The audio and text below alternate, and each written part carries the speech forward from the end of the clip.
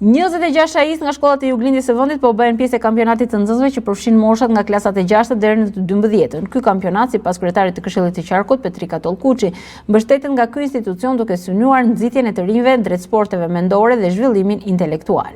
Ne, si Këshilli i Qarkut, sot hapim siparin e aktiviteteve të vitit 2026 me në rangun Smart ID.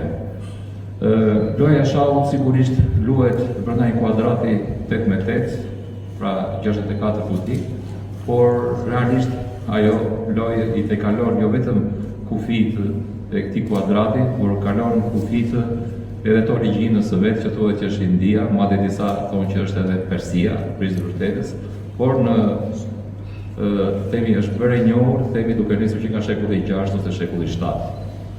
Kështu që është një lojë që i ka tejkaluar kufitët dhe normalisht është një lojë e mendjes.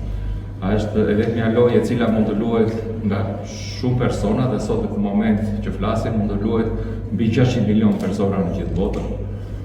Dhe sigurisht që për sa kohë që luhet nga këta persona është me të vërtetë një lojë e cila kërkon një nivel të caktuar inteligjencë, pa diskutim. Në këtë aktivitet marrin pjesë nxënës nga Korça, Pogradeci, Devolli dhe Kolonja, duke e kthyer kampionatin në një aktivitet gjithëpërfshirës për rajonin.